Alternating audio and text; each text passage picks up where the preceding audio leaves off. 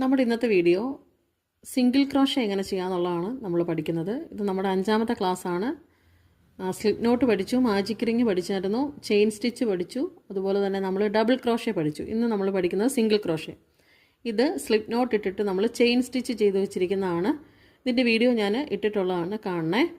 Okay, അപ്പോൾ നമുക്ക് നോക്കാം എങ്ങനെയാണ് സിംഗിൾ ക്രോഷേ ചെയ്യുന്നതെന്ന്. ഓക്കെ, നോക്കിക്കോ. ഇവിടുന്ന് 1ാമത്തെ ചെയിൻ സ്റ്റിച്ചിൻ്റെ ഉള്ളിലൂടെ സൂചിയെ ഇൻസേർട്ട് ചെയ്യുന്നു. ഓക്കെ, ഇൻസേർട്ട് ചെയ്ത് ഉള്ളിലൂടെ ഇട്ട് സൂചിയെ യാൺ ഓവർ ചെയ്ത് വലിച്ചെടുക്കുന്നു. എന്നിട്ട് ഈ നൂലിനെ ഒന്നുകൂടെ യാൺ ഓവർ ചെയ്ത് ആ 2 ലൂപ്പിലൂടെ വലിച്ചെടുക്കുന്നു. ഒന്നുകൂടെ കാണിക്കാം. ഓക്കെ, ഇതിനകത്ത് ഈ ചെയിൻ സ്റ്റിച്ചിൻ്റെ ഉള്ളിലൂടെ സൂചി ഇൻസേർട്ട് ചെയ്തതിന് ശേഷം നമ്മൾ ഈ നൂലിനെ യാൺ ഓവർ ചെയ്ത് അകത്തൂടെ വലിച്ചെടുത്തതിന് ശേഷം അപ്പോൾ നമുക്ക് 2 ലൂപ്പ് ഈ സൂചിയുടെ മുകളിൽ കാണും.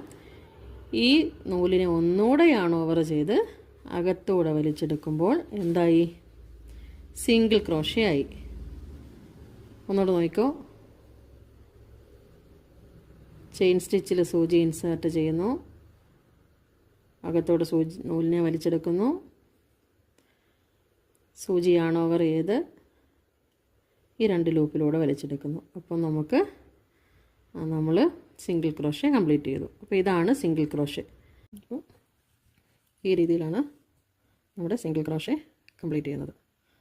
ഓക്കെ, അപ്പോൾ വീഡിയോ യൂസ്ഫുൾ ആയെങ്കിൽ ലൈക്ക് ചെയ്യാൻ മറക്കരുത്, ഷെയർ ചെയ്യാനും ഫോളോ ചെയ്യാനും കേട്ടോ. Thank you.